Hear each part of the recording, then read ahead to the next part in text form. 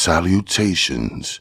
Welcome to Ralph Reads, brought to you by TURN, the United Ronin Networks. My name is Ralph Anthony Garcia, also known as R4. The legal, the loyal, the regal, the royal, Ronin Ralph.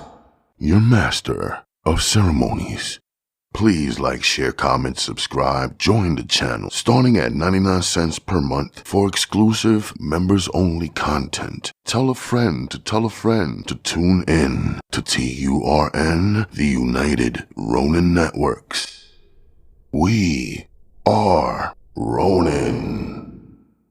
On tonight's edition of Ralph Reads, I bring the finale of Andrew Stonewall Jackson's Gentleman Pimp, a Holloway House original.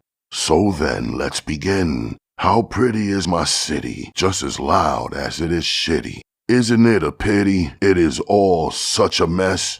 Let the reading commence. Chapter 23. I hipped her about her wife-in-law, and I also told her where she was working.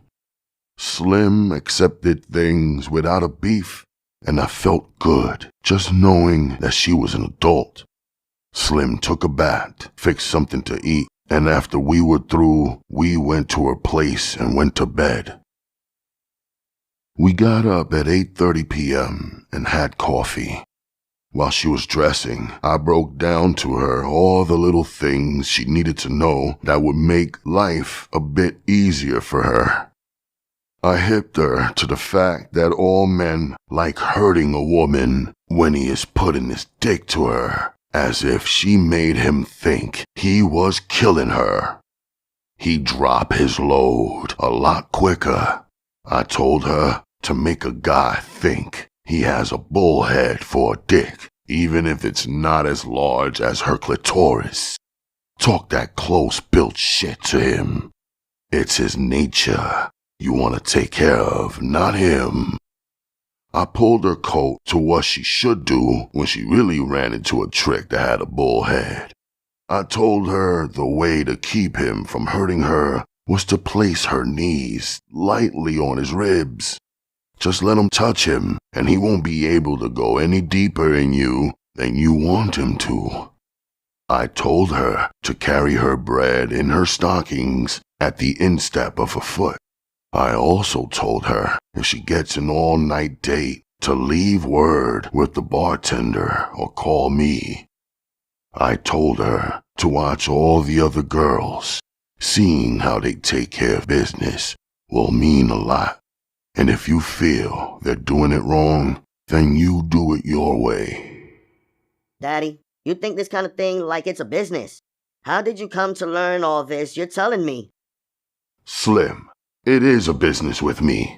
The oldest there is, I've heard. I learned most of it from your wife-in-law and a little from some other girls I've had. Who knows? I just might learn something from you. And baby, if you should want me, call the High One, or the bar on 118th Street, or your ex-bosses, or the pad. Slim stood in front of me, ready for her first night as a girl with sex for sale. Baby, you look good, and if you wasn't my rib, I'd try to spend some bread on you myself.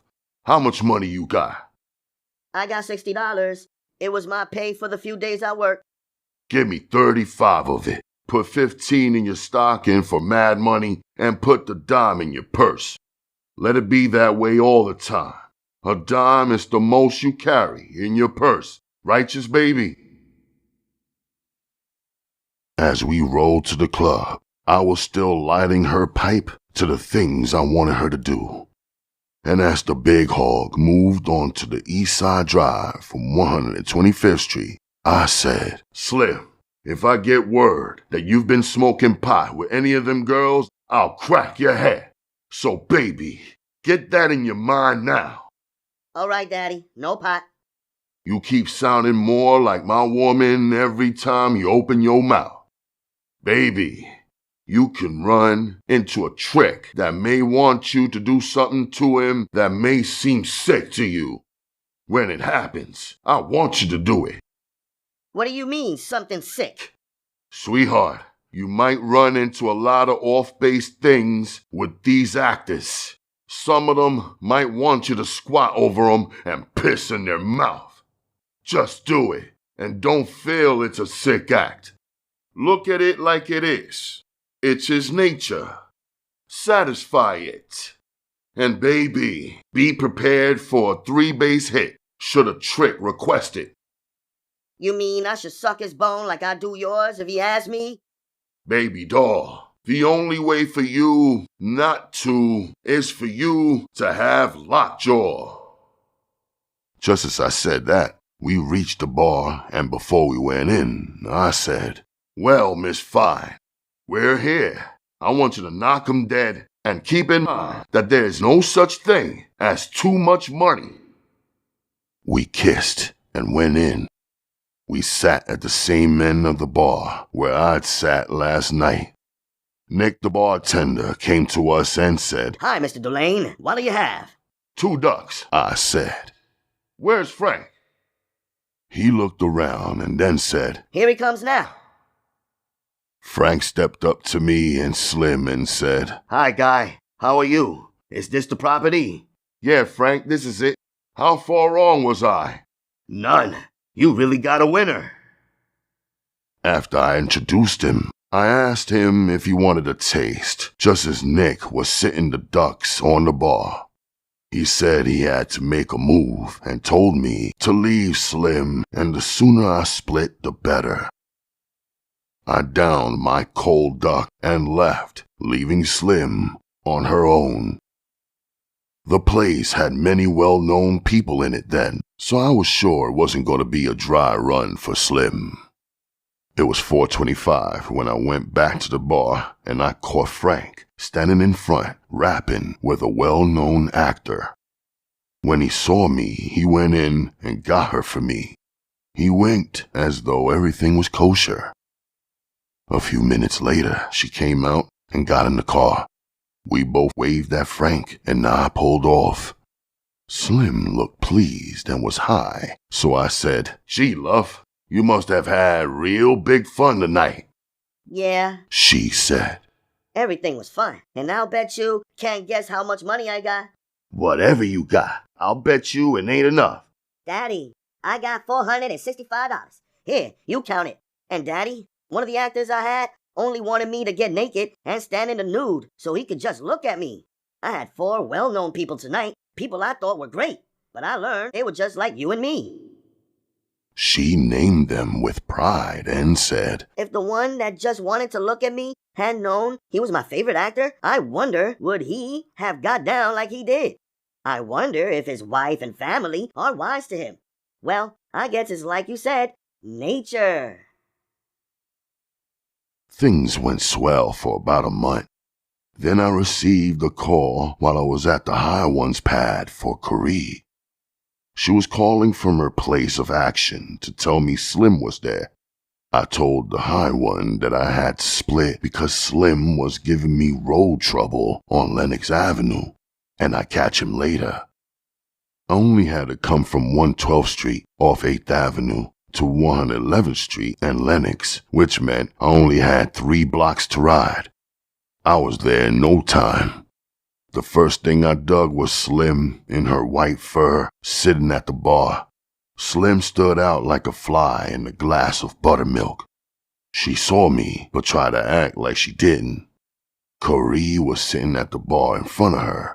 I walked up to Slim, and she turned the bar stool around, and when it got to where her kisser was right in front of me, I dropped a left hook right on her chin, knocking her out and off the stool.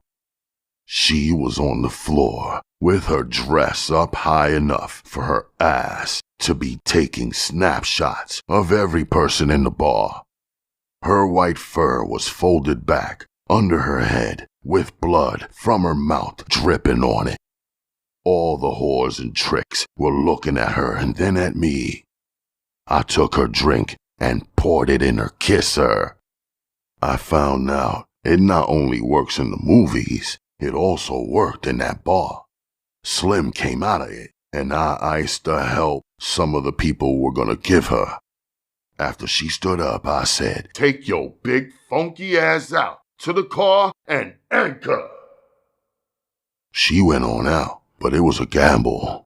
She could have got a cab and split, or she could have got the law and put 'em on me. Yeah, things could have happened, but I had to play it to the letter. I knew Curry creamed in the seat when I knocked a bitch that was as fine as Slim out, but I didn't do it to tighten her. She needed no tightening. She was already as tight as beeswax. I did what I did only because Slim had done what I told her not to. I'd have done the same to Curry or any bitch that was mine. I told Curry I was taking Slim home, and if she ever came into this bar again, she could consider her an outlaw because she would not be my woman. Curry, baby, did you understand what I just said? I mean just that. Yeah, I understand what you said. She cracked.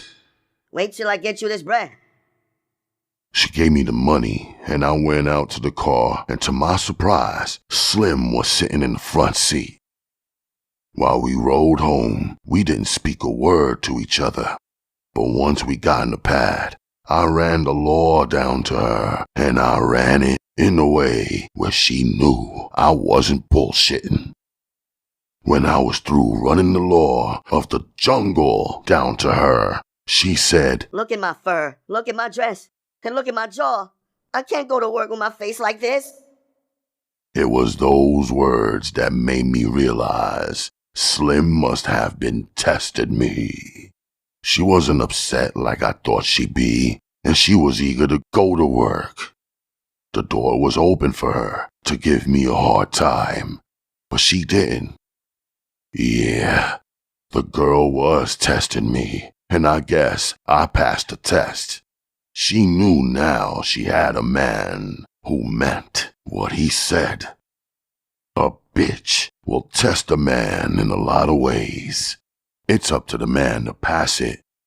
If he don't, he can look to be pushed around, run over, and made a sucker out of, as long as he's got her.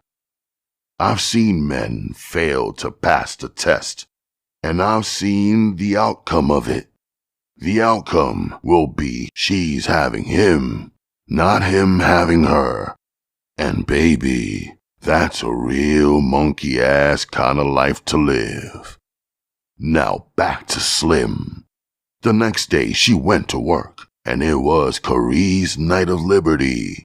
Me and her spent the night going places and doing things, and believe me, we had plenty of kicks out of getting down to the core of the apple. It was 5:30 in the morning when I dropped her off at her mother's. I told her I was going by to check Slim out and I'd dig her later. We'd share a long, tender kiss, and I split. It was 6 bells when I reached Slim's pad. We smoked, drank, rapped, and fucked till we went to dreamland. When we came to life, we took a bath and pecked. While Slim dressed for her gig, I looked at her and thought to myself, this is the finest black woman I've ever had in my life. And believe me, I've had quite a few. Slim was too fine to be for real. Chapter 24. Slim had a very good night. That morning her take was a few bucks short of $1,000, and the next few months were all just as sweet. Then one morning I came home and found Slim sitting on the shitter, pissy drunk and out cold. Her drawers were down on the floor, and seeing her like this really did drag me. I really can't say just what happened to me, but seeing her in that kind of fix must have caused me to blow my top. She just didn't fit that kind of picture. I went and checked the spot where the bread usually was. It was there, and I picked it up and put it in my kick and felt relieved that she hadn't got beat. I went back to where she was and looked at all this woman sitting on a shit bowl, dead drunk. As choice as she was, and as nice as the bread was, the sight of her bugged me to the point where I slapped the shit out of her. When she came around, I was still slapping the shit out of her. I slapped this bitch till my hand was hurting. Daddy, why? Bitch, look at yourself. She looked down and pulled her panties up. But I'm home, Daddy. The money is home, Daddy. What's the matter with you? Yeah, I know. But the sheer thought of you being as high as you are and the thought of you being in shape to be robbed by some of them junkies that hang around that edge must have caused me to flip. So, bitch, don't ever get that tore up no more. I had Slim close to 2 years, and I only had to rock her jaw twice. That time in the bar on Lenox Avenue, and this time at the pad. I say that was pretty good with a whore, and few men can make that statement. I undressed and got into bed, and during the time I was undressing, I was telling her how dizzy she was for getting as drunk as she was. She was stalling and bullshitting at the mirror, looking at her face where I'd hit her. After I finished my cracking, I got into bed and opened the New York News and started to read. A few minutes passed with nothing said by either of us. Then, Stoney! I looked over the paper and saw Slim standing at the foot of the bed with my pistol aimed at my chin. I looked into her eyes and dug this bitch was for real. With fear in my heart, I tried to act cool. Slim baby, what are you doing with the gun? Put it down. It ain't nothing to toy with. You know what you told me about guns, don't you? Woe be it for me to cry. Oh Lord my God, did I know what I told her about guns? I told her never to pull it unless you were really meant to use it. Plus, I had taught her damn near all there was to know about a gun. To top that off, I told her the way to hit what she aimed at. Yeah, I told her everything. And now, all this wisdom I put on her about guns was gonna cost me my life. I never dreamed anything like this. The gun was aimed so as to hit me between the eyes. With the thought of being taken from this earth in my mind, I said, "Come on, give me the gun. Give me the gun, Slim. What's with the gun anyway, baby?" It's me with the gun. She said. And it's you I'm gonna kill first, and then I'm gonna kill myself. You've given me a whole lot of nothing for close to 2 years. You've beat on me for nothing. My mind is made up. You first, me second. Slim, put the gun down. You're still drunk. You don't know what you're doing. To kill me and kill yourself, what would it prove? Nothing. We're both too young to die. I'm not putting this gun down till I do what has to be done. Killing us both may not prove nothing, but then I'm not trying to prove anything. But it will get me from under the lock you got on me. I began to think of a way to dick the bullet and a way to disarm this bitch if the chance came up. During the times I was giving her gun knowledge, I remembered one thing about her that she never failed to do when she pulled the trigger. She'd always squint her eyes. I'd slid my feet up to where they were flat in the bed, and my knees were bent upward, ready to slide backward up the bed just before she squeezed the trigger. As it stands now, it was the only thing I had going for me, and I know it wasn't much, so my life was hanging on a telltale squint, and I prayed to God not to let her pull it without that priceless squint. I thought many things during the minutes, which seemed like days, while the gun was aimed at my chin. I thought about what all the fellows would say. Did you hear about Stoney getting did in by his rib with his own gun? Then Slim broke my thoughts. You didn't have to knock me down in that bar where that girl of yours works. You did it just to impress her and make a big man out of yourself. And you didn't have to slap me tonight. Baby, it just hurt me to see you, the only girl that I love, sitting there like you were. Slim, my sweet, I'm really sorry about that. Come on, put the piece down. All the time I was rapping, I was watching for that squint. She moved around to the other side of the bed, but still at the foot. I thought about rolling over the side of the bed and dumping the bed over on her, but it was too far of a roll. Slim, you've always talked about us getting married, so we'll get married. The only reason I wasn't for it was because I was so tied up in this kind of life. And Slim, baby, it smells like armpits to me now, okay? We'll get hitched and get out of this life. Now come on and put that gun down. Bullshit! You say anything right now. But Daddy, there is nothing you can say that'll stop me from doing what has to be done. Well, I gotta face it. Up to then, my life was a silky one, and I enjoyed every bit of it. But now, it all was depending on a squint and how fast I could move. Looking at the gun aimed at my chin caused me to know and understand why a person gave into a hold-up man. It's a bitch looking at the hole in the barrel and seeing all the heads of lead in the chamber. Yep, it's a real motherfucker. I am truly sorry, Stoney. And then suddenly, there was the squint. I started to move backward in the bed as fast as I could, and when the gun fired, I was standing up in the bed and fell off the bed with a left hook on Slim's jaw. The bullet had hit me on the inside of my right knee, and believe it or not, I still at times think of her when I see the mark that the bullet left. Because I was in standing position when I left hooked her, it meant she was really knocked out cold. She fell to the floor and the gun fell behind her head. I picked it up, removed the bullets, and put it in the drawer. I then got a towel and wrapped it around my knee to stop the blood from dripping over everything. The sound of the shot was heard by people in the building, which in turn brought the police to the pad. By the time they showed, me and her got together on what we were gonna tell them. When they knocked, Slim let them in, and the first thing they asked was about the gun. I gave it to him and told him Slim was toying around with it, and it went off.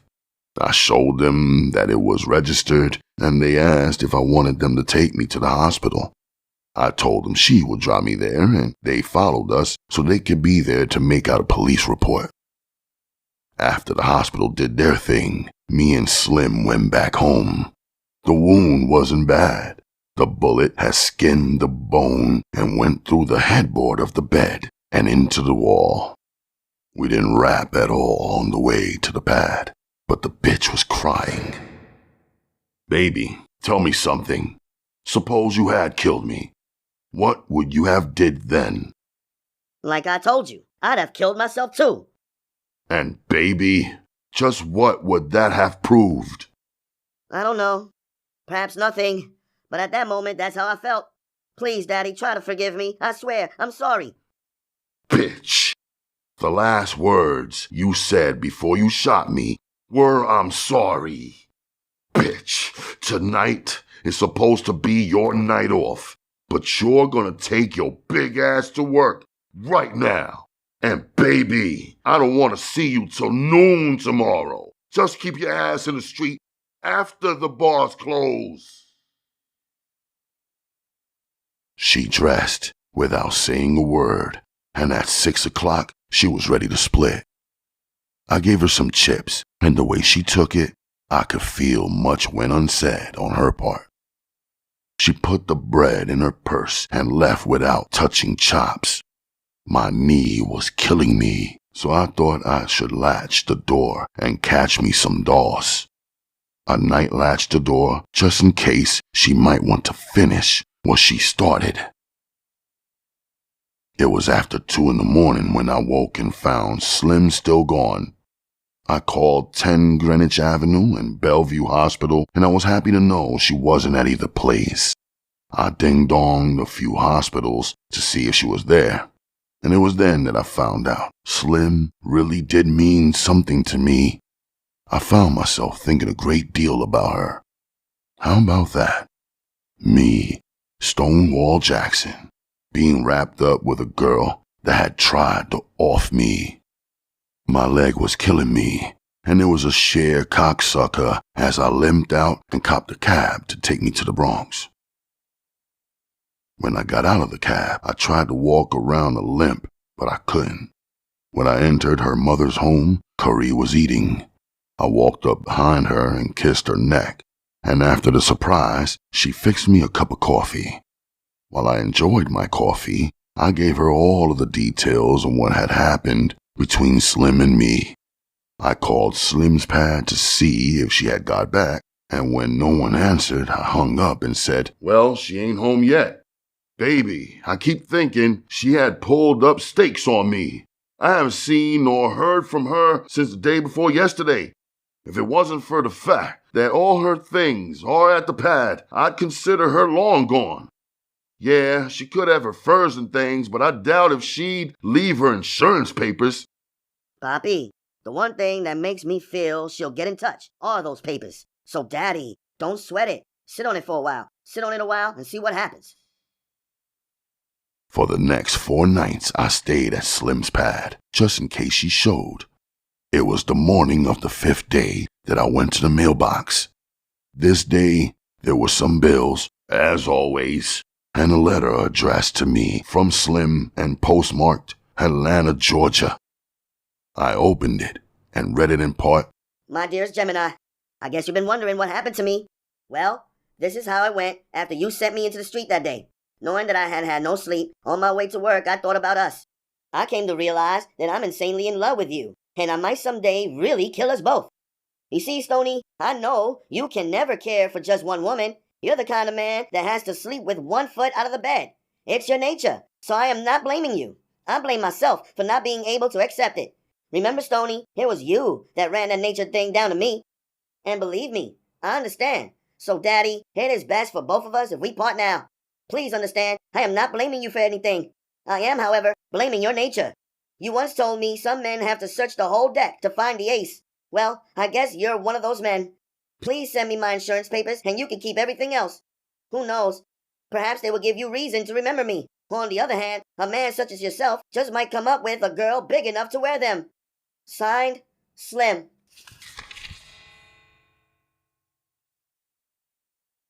Chapter 25. I pulled the high one's coat to what happened between me and Slim. "Honey, hush. Don't let it stop life." He went on to say that he blowed the girl too. It was the same nappy-headed bitch that had been giving me the road trouble. Right then he asked me to drop him at the 7th Avenue pool room. He had his cue and a date to play Bill. When I got to the pool room, I double parked in front and we both got out. Just as we were about to enter the pool room, the law that has the block said, "Hold everything, Stonewall. I want to shake you down." I eyed my move and wondered how he came to know my name. Then I realized all the fellows had been calling me by the name of Stonewall. The high one was still standing at the door of the pool room, looking back at me and the law.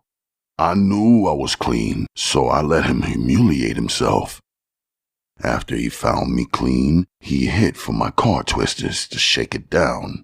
He made it a point to let me know if he found something in it, I'd blow it along with my liberty, but I knew it was also clean. I told him that I was hip to the law, and I felt I needed a witness to him shaking my ride down because some New York dicks we'll put something in it and try to get you to give up some bread just to let you go. I looked at all the fellows that were standing around hawking everything to see who I'd pick for a witness. I didn't want to call the high one because he had a blow on him. I dug C. Rouse, a cat that blowed sacks with CB when he was in town at the Apollo, but there was the chance that he was dirty too. Then I dug Top, who was the brother to one of the high one's girls. Top, baby, the law plans to run through my ride to look for something. Whatever it is, I ain't hip to it. Stand by and see to it that I get a fair shake. Then I said to the roller, "You don't mind, do you?" He said it was cool, and I put my twisters on him. He did what he said he was gonna do and found me as clean as a hound's tooth. You see, in New York, there's a policeman that had damn near all the blocks that are known for some kind of underworld money being made. Every nigga that's doing anything wrong and getting an underworld buck gotta give the law a taste or he'll be given a hard time. I knew I was wrong by not putting a gapper from my drug business on him, but as long as he didn't mention it to me, why should I wake him up? All in all, I'd say the policeman on my block really had it made because he was getting a bigger buck than any nigga on the stem, plus his policeman's pay. You might not like it, but that's life in the apple, and it does give you a sense of protection. Me, well, I was trying to get away with 100% gravy, and I knew it was bogue. After the shakedown of my wheel, he pulled me over to the door of the car and said, "Look, Stonewall, you've been jungling dope around the corner for a long time now, and you ain't gave me a hot dime. Now listen to what I'm saying. You can take care of your business around this block and have no fear of getting cracked if you treat me like a man. Or man, if you keep playing me for a chump, I'm gonna bend over backward to hurt you. I've been watching you go in and out of the hotel, and man, I know what you're doing." He was calling the right shots about me, and yet I still didn't want to cop out. For some reason, I never liked copping out to a policeman. So I said, "Look, Hoop, I don't know where you got your wire, but I do know your wires are crossed. I ain't doing nothing in this block to make a living. Man, I got a couple of girls, and my living comes from them. I get my bread from just two spots in New York, Lenox Avenue near 111th Street and the club on Lower 3rd Ave. So Hoop, old dude, you shot a blank this trip." "Stonewall, you're a fool," he said. "I know about Curry and Slim, but this kind of shit don't mean a damn thing to me. Stop pushing it, Stonewall. I told you what you're doing that interests me, so man, stop playing games. Take care of me and stay out of prison. Now you know you can't stand police heat on your ass, so give up a few bucks a week and relax." Well, since he was really hip to me, I thought it was wise to look out for him, so I went along with his shakedown. After all, he didn't want my soul, so old Hoot and me reached an adult understanding with each other. The high one went into the pool hall to bump heads with his birdness, and I anchored outside, rapping with my man C. Rouse. Chapter 26. Corrie came from Danbury a week before she should have. I could tell from her eyes that my only real woman wasn't feeling well. She said she was cool, just a cold. "I'll be solid in a day or two," she cracked. Then I began to smell an odd odor around the pad. It was the odor of something dead. To be honest with you, it smelled like a dead rat. As time passed, it got so bad till I couldn't sleep in the same bed with her. And it was this that caused me to get her to confess that she had had an abortion 5 days before. My God, my girl had been working with a dead baby inside her for 5 days. Oh Lord, my God, I thought.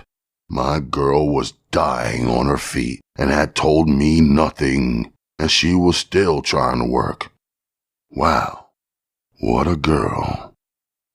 This put me in a strain because I had to spend $75 a day just for penicillin to keep the poison from the dead kid from killing my girl. Plus, my Jones cost me a nice taste every day of the week, 365 days a week. In short, it ran me close to $300 a day to make it. On the 8th day, I told her she had to take me to the person that had given her the abortion. She was really looking like death was going to take her at any moment. So when we got to the lady's house, I found she couldn't speak anything but Spanish, even though she was as black as I am. So I had to tell Corrie what to tell her. I told her to tell her that I knew who she was, and if anything happened to Corrie in any way, I'd come looking for her to do to her what she did to Corrie. Corrie told her all that I said, and the old lady told her to walk a lot, that it will help it to come out. When we entered our pad, we were so beat that we fell out across the bed and laid out for damn near an hour. She got up and fixed something to pack, and after we'd eaten, we went to sleep. I was sleeping in another room due to the fact that I couldn't take that rotten smell. The morning when she got up, she dug what was left of the kid all over the bed. She had had 6 abortions during the time I'd had her, and she went back to work like nothing had happened. The doctor said her breed of womanhood were the only ones who could stand up behind that many abortions. So I retired her so she could live the life of a mother with 2 kids. Right now, she is married to a cat who rents Cadillac cars for a living, and she's doing quite well for herself. I shall be forever grateful to her and her thoughtfulness and her warm personal concern. Keep that chin high and try never forgetting me, as I shall never forget loving you, and I shall be forever grateful to you for the years that you gave me. So I fucked around and copped a girl called Joyce, which kept the ball rolling. My bank book was still righteous as it ever was. Then one night, when I came into the bar, my man pulled me over and said, Stoney, the man just left here and he told me to hip you to the fact he had a sale on you. "A sale? Me? JJ, they gotta be bullshitting. They must want to roll me. It can't be a sale."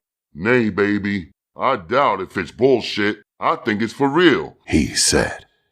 "It can't be a sale, JJ, because I never sold anything to anybody who I didn't know."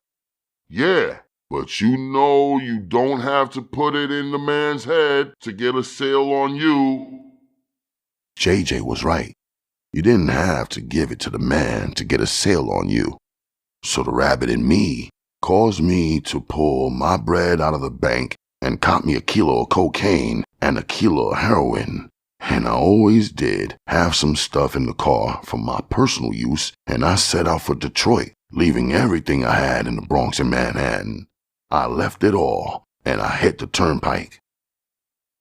When I hit Cleveland, I pulled off the turnpike to see how my man was doing. I went by a hotel on Quincy to get a make on Art. I was told he was uptight and didn't have a pad. I went to my room and shot some cocaine, and as soon as it hit me, I thought about Ohio being the state where a guy got 99 years for dope. I hurried and closed my bag and got back on the turnpike. Once I was on the pike, I stopped and ate and shot some cocaine. The cocaine had me jumpy, so I hit the highway. I wasn't on it, but about 10 minutes when I dug the light on top of a police car behind me, I panicked. I cracked the door and spilled all the stuff out on the turnpike and dropped the bags. When the law pulled me over, all they wanted to tell me that I had one light on. They didn't even look into the car. I had both lights when I hit the high beam, and all they told me was to have it fixed at the next plaza I came to. I stood looking back down the pike at all the snow and where I drop all the dope till my feet got cold. Then I got back into the car to warm myself and think of my next move. After much thought, Detroit was the spot for me to go to, since it had been over the time for the statute of limitation law.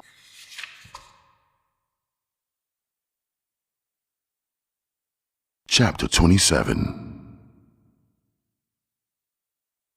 I've been to prison 7 times in my life, and I've had a habit 30 years. And out of the 7 times I've been to prison, I have done only 11 years and 11 months. The last time I was in New York, I was with a gem of a woman, and I tore my Cadillac up on Lexington Avenue. I have but one regret, and that's the fact I used heroin most of my life, and I blame by being in prison as often as I was on Joe Chink. The price that Joe Chink had cost me throughout these years would astound you, because as I look back on it, even I find it quite hard to believe. Still, however, I could say with all sincerity that Joe Chink has never had me. I've always had him, or was in prison. He caused some addicts to sit around dope pads and beg for just a few drops of the stuff. He caused some addicts to answer the doors in dope joints. Some clean up the pad like women. Some allow themselves to be put under the gun like fall guys. Some allow themselves to be talked to like punks, and a great many of them are patsies just for the sake of being near the most worthy Mr. Joe Chink. He is the bad motherfucker who will wake you up out of a sound sleep when he needs you. Joe Chink is the gent that will cause you to wake up in the mornings looking around the pad for something, anything to steal. He is the fellow that will rob you of all your sexual outlook on life. Now just think about that. Sex, womanhood, the thrill of it, all gone just for the sake of old Joe. Think about the thrill of eating like you once did. Now think about those hot dogs, soda pop, ice cream, and all that other bullshit that Joe Chink is causing you to eat. I lived in New York for 15 years and lived in grand style. I've been to Havana, Cuba, Acapulco, Mexico, San Juan, Puerto Rico, Canada, and I've seen the Hicks point in awe at the out-of-state tags on the cars that line the street of Walnut Avenue on the first Saturday in May of each year. Yeah, I've taken Joe Chink on a joyful ride through Frontier Street in Las Vegas, Nevada. I have given him baths in the mineral water at Hot Springs, Arkansas. I've also taken him to a great many jazz festivals at Peabody Park during the Newport Jazz concerts. Yeah, baby. God knows I enjoyed the set at seeing the King crowned at the festival held each year in New Orleans. Well, as you no doubt are hip to, I could take you down near everywhere in these United States with Mr. Wong. But since this is a book and it has to end somewhere, I shall ice it right now so I can bring this morbid confession to an end. I want you to know that all the places I've told you where I took Joe Chink are 100% kosher, and I went to them all in first-class condition. You see, I knew it was I who had the habit and not the habit having me, and God knows I've paid for it with blood, as you already know. This I say to all parents who have teenage kids. I have been reading the past few years about some kind of gap between the older people and the younger ones. I can't say if you alone are able to fill that gap or not. If you can't, then I feel it imperative that you, as a parent, come to learn just what your kids are talking about. There are many old words that now have new meanings. Words that can mean more than just one thing. Words are also part of the drug subculture, the private world of those individuals who choose to use drugs without medical supervision. Those people have developed a language of their own to set themselves apart from the squares and to protect themselves by masking or concealing their conversations. The liveliness and color of the drug jargon has captured the imagination of the young people, and it has, to some extent, crept into common usage. Should one of your kid's pals come to your home and ask your kid to come on with him so he could buy your kid some candy, what would you think? If you thought the kid was really going to take your child to the candy store, you could very well be wrong. The candy could be some kind of barbiturate. Well, I said it from the jump. Only a fool such as myself would write a confession as morbid as this. But I would like to leave you with some words to remember me by, and they go something like this. The clock of life is wound but once, and no man has the power to tell just where the hands will stop, at late or early hour. To lose one's wealth is sad indeed. To lose one's health is more. To lose one's soul is such a loss as no man can restore. The present is our own. Live, love, toil with a will. Place no faith in tomorrow, for the clock may then be still.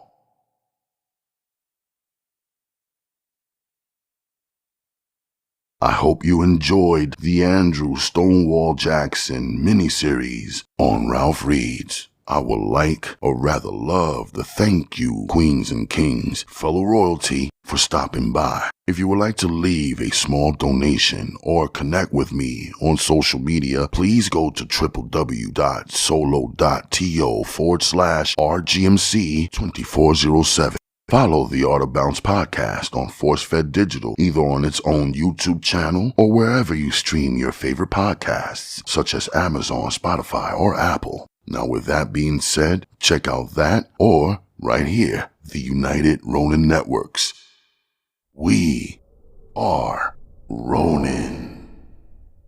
Fellow royalty, pick up a good book, read a good story, and set your good self free. I appreciate you and I love you like cooked food. I will see you folks for the next edition of Ralph Reads. To those I might have offended, don't be so long-winded. I'm sure something else I do will probably piss you off too.